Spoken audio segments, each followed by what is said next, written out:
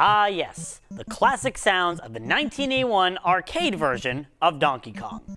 Standing today as one of the key pillars in the video game industry, this was the first big arcade hit from a small company known as Nintendo, which helped jumpstart their entry into the video game world and led to their rise to become one of the 3 industry giants we know today.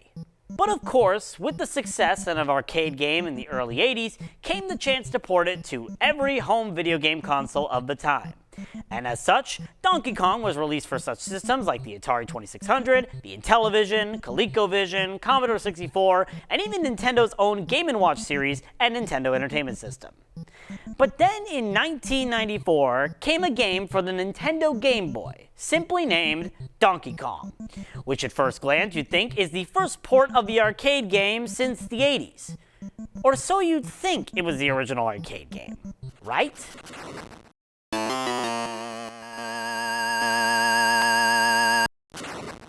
Well, in this episode of Cartridges and Consoles, we'll dive into the Game Boy version of Donkey Kong and showcase how it has one of the most misleading titles of all time by providing much more than any prior game with the exact same name. Now, if you're not familiar with Donkey Kong on the Game Boy, better known as Donkey Kong 94, let me give you a brief explanation. And to challenge myself, I'm going to try to finish the first sentence of said explanation before I beat the first level of the game. So, here we go. Donkey Kong 94 starts as a recreation of the original arcade game, with an entirely new control scheme that makes it play extremely different. Man, I gotta learn how to shorten my sentences. Now you'd think, judging by the fact I beat the first level in 4 seconds, and the second one just as quickly, that the game would come off as super quick to beat and not all that interesting. Well, in fact, that's not the case, as after you beat what would typically be the final level of the original arcade game, you lose Pauline again and learn that the game is far from over. From here, you're thrusted into the actual main game, as the classic arcade style of Donkey Kong turns into a 100-level puzzle platformer, where you must find and pick up a key within each level and bring it to the locked door to advance. You can accomplish this by using Mario's advanced movesets, or by using tools you find in the levels, such as enemies or objects you can stand on, switches that open and close gates, or temporary ladders and bridges. Every 4 levels, however, you have a showdown with the big ape himself, Donkey Kong, where you either need to catch up to get Pauline, or pelt him with barrels and stray objects to defeat him.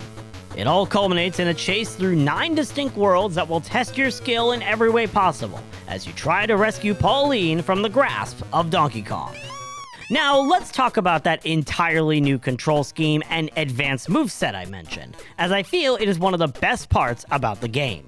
Donkey Kong 94 was home to the most advanced moveset in a Mario game to date. Alongside your standard jumps, you also had a backflip, a handstand, a triple jump, and even the ability to climb on ladders and wires, pick up enemies and objects, and turn on switches. While this doesn't seem that groundbreaking today, as we're so used to Mario's moveset including all of these aspects and more, this was the first game to introduce a lot of these actions, beating out Super Mario 64 by 2 years, where a lot of these same movements were thought to be introduced. And what's more impressive is that all of this was done on a console with only 6 usable buttons and 5 possible colors. To add on to this, these movements typically feel pretty fluid. They do take some getting used to, but once you get the hang of them, you'll be able to blitz through levels like never before, truly showing how these controls are the biggest standout of Donkey Kong 94. It's also very impressive how all of this game is even able to run on a Game Boy cartridge. From the 100 levels that can range in size from small to huge, to the previously mentioned controls which all come with unique animations, to even all of the elements throughout the levels, it almost feels like this game was not meant to work on a Game Boy. Yet here it is, doing exactly that. There's even the impressive feature of the temporary items in some levels that allow you to place bridges, ladders, springboards, or blocks anywhere you want on the visible map, which is a concept that feels like it doesn't belong in a game on this limited hardware. In addition, you can have up to 3 save files in the game as well, which allows you to come back to the game at a later time if your Game Boy battery starts depleting. In addition to the absurd amount of content packed into this game, the gameplay of Donkey Kong 94 is also very solid throughout.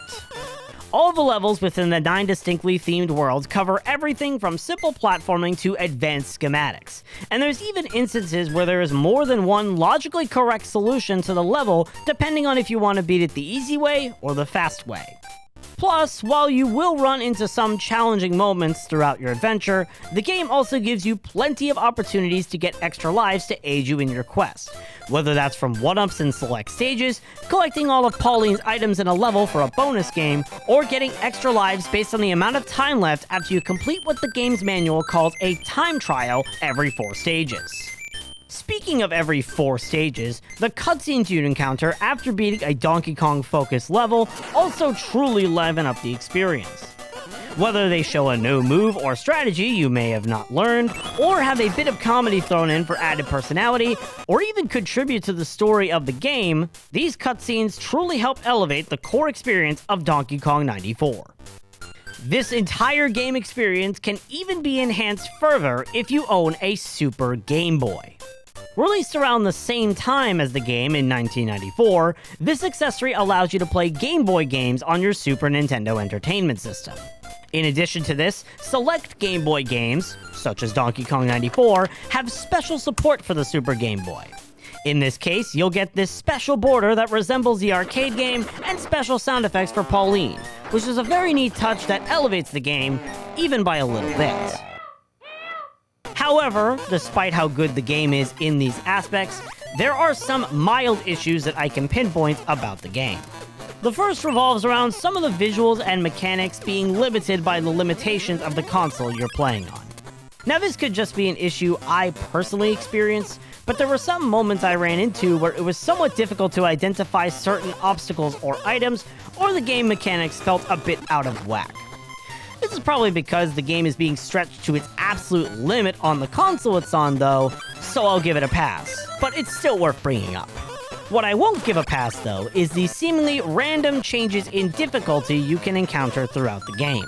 The difficulty feels almost like a roller coaster. Some levels in early worlds will leave your head scratching or are a little too challenging, but then the next 3 or 4 levels after that almost feel like a walk in the park. This rampant difficulty change isn't a game breaker, but it's still worth mentioning as it takes a bit to get used to. I also will say that the cutscenes you see after every 4 levels feel like they just repeat information you already knew after a while. Throughout all of the cutscenes in the game, 2 of them tell you about how handstands can deflect projectiles, 3 of them tell you how picking up objects can aid you, and a whopping 7 cutscenes tackle the different kinds of jumps, be them basic jumps, high jumps, triple jumps, or backflips. While I appreciate the cutscenes for sharing this information, there's a lot of info I feel like they glossed over.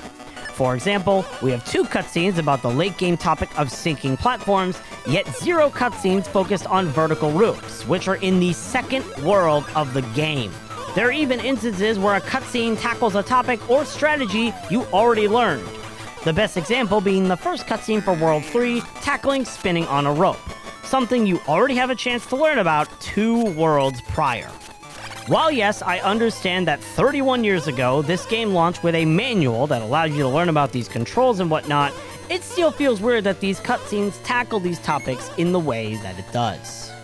I'll also say that the controls can also be a bit clunky in 2 specific instances, those being interacting with switches and spinning on ropes. For the former, I found myself sometimes accidentally flipping a switch again without intending to, because of a weird delay you can have when disengaging from the switch position. Meanwhile, in regards to spinning on the rope, it feels like you need to be at a pixel-perfect placement if you want to start swinging, and jumping from one rope to another, or from a diagonal rope to a platform, can be somewhat challenging. Also of note, even though a rope is diagonal, holding the D-pad diagonally won't let you spin on it. You have to hold the D-pad up instead, which I feel is a little oversight that this game seemed to have missed when it was in development. Again, these problems that I have with the controls don't completely ruin the experience, but they do take a while to get used to for newcomers to the game. In summary though, Donkey Kong on the Game Boy is still an excellent game that truly shows you can't judge a book by its cover. Or in this case, a video game by its name. The game is almost nothing like the original arcade classic and turns out to be a welcoming treat to any who play it, with its impressive amount of content, wide range of controls, entertaining cutscenes, unlimited extra life generation, and so much more. All able to run on a Nintendo Game Boy nonetheless. However, the game does have some minor flaws. Between issues pertaining to limits being stretched on said Game Boy hardware, the cutscenes not helping as much as you'd think, and a difficulty curve that's so rough, it feels like it's going down DK's back. But if you can ignore those issues, it is definitely a game you must try out, as it stands today as one of the most underrated first-party Nintendo games and a deserved recipient of the award for most misleading video game title. 1994's Donkey Kong on the Nintendo Game Boy gets my personal rating of 7 cartridges out of 10.